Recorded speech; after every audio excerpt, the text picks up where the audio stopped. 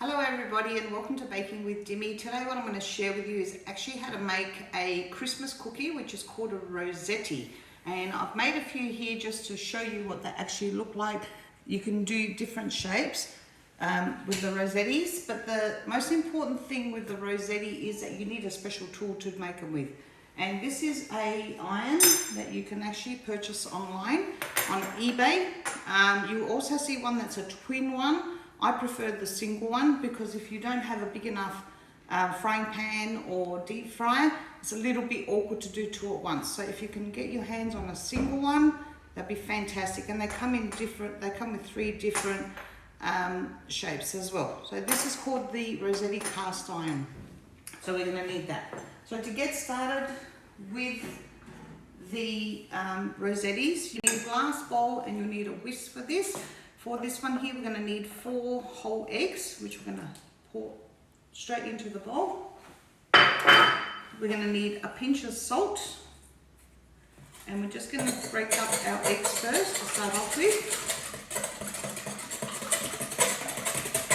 And then we're going to need 2/3 of water.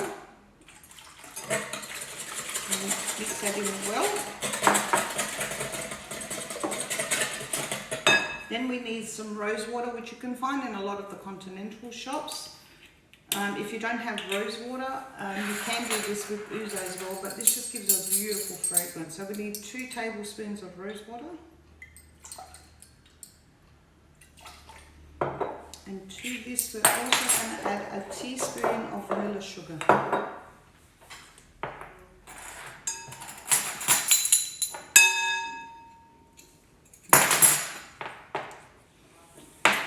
So we'll just mix that in all together, look like that. And then to that we're going to add 2/3 of a cup of cornflour.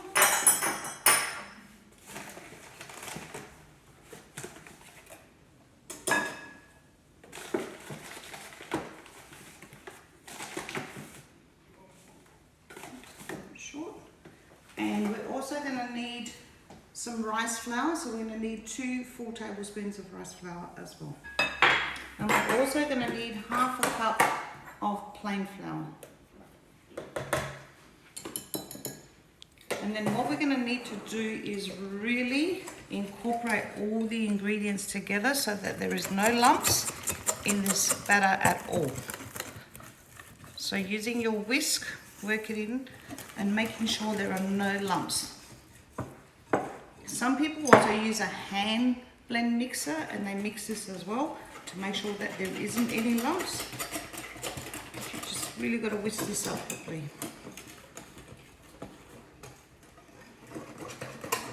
Once you've mixed this through thoroughly, then what I'd like you to do is pop a Glad wrap, over the top of this, and then you're going to cover this and you're going to pop it in the fridge.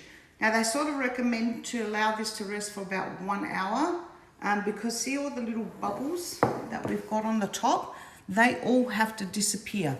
If we made this straight away, they wouldn't hold their shape and they wouldn't look nice as they are over here.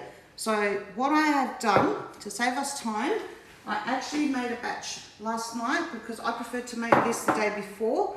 And if you have a look at these two together, that one's got lots of bubbles over the top, which all these need to disappear. And we need a smooth batter like this one here. So if you can make this the night before, it's even better. Okay, so piece of Glad wrap, pop it in the fridge and let it rest overnight. So what I'm going to do now is I'm actually going to show you how to put these together. So before you get started with this, your Rosette iron needs to be in the hot oil, which the oil needs to be at 180 degrees. I've got a Tefal deep fryer here, but if you don't have one of these deep fryers, you can do this in a frying pan or a nice deep frying pan, but it will need to be at 180 degrees when you're dipping these in here to come out perfect. So what I'm going to do is I've had my iron heating up in the oil. If you don't put your iron in the oil and dip it straight into the mixture, once you put it in here, it will all just open up and collapse on you. We don't want that. So we want beautiful shaped ones.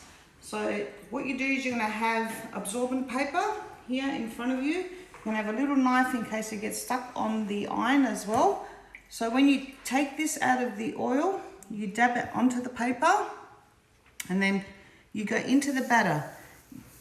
You have to avoid going over the cast iron top and just dip it in enough to cover the bottom of that. And then you bring it in here and hold it down. And that will start to fry.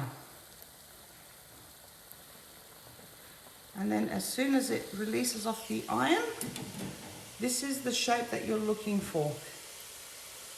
And then using some tongs, once that fries, you will flip that over. So after you've done one, you keep the iron in the oil, heat it up again, and then bring it over, dab it onto your absorbent paper, and then dip it into here. Avoid that going over the edges of or the top of the iron. Bring it in and hold that down.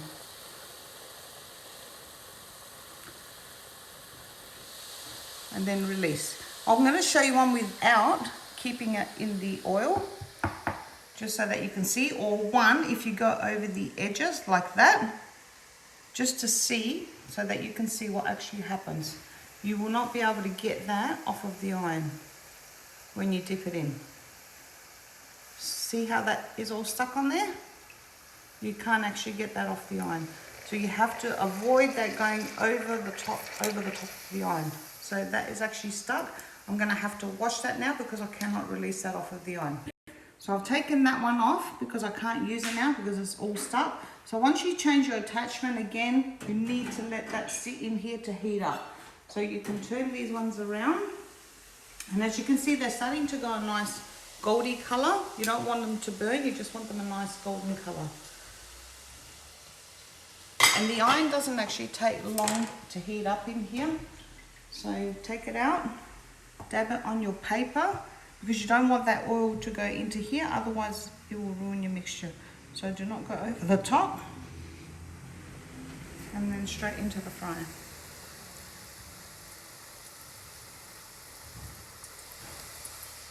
And if it gets a little bit stuck, you can use a knife. Now because I didn't heat this one up enough, I'm going to show you what actually happens in a second.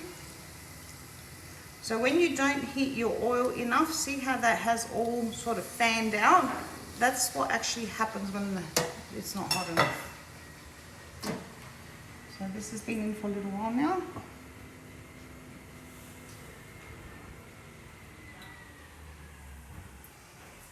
And I'll show you the difference when the iron's actually hot. It actually holds its shape better.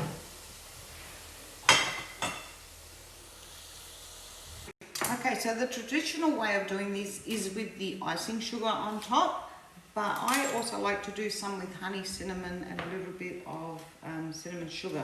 So I just want to show you before, now that these are cold, I can actually hold them up. So this is the shape that you'll get if your iron is not actually hot enough, and then you get a more perfect shape when you leave the iron in the hot oil. So I'm just going to pop some on here. I'm going to show you how to do some.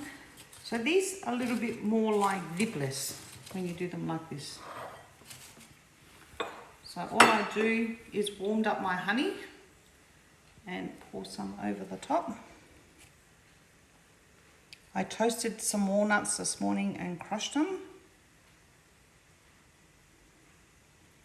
So you can either have them with cinnamon, with icing sugar, or you can have them with some walnuts. This is probably more Greek traditional, like the dipless. Dust them with a little bit of cinnamon and a little bit of vanilla sugar. And then with these ones here, and I'll just put a couple in here cooking.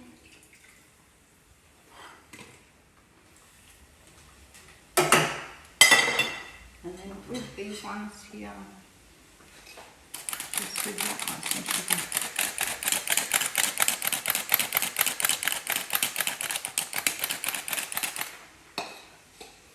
Okay, so these are the rosettes. So we've got the honey ones, we've also got the traditional ones with icing sugar. I will have the recipe on YouTube for everyone to follow. I'd love you to subscribe to the page if you're not subscribed to the page. We've got a lot more new stuff coming up soon. So like, share and subscribe to the page. And this is my traditional rosettes, which are beautiful to make around Christmas time or any celebration, whether it's a wedding, engagement, christening, whatever it may be. These will always be a family favourite in your home. Thank you for watching, and we'll see you next time.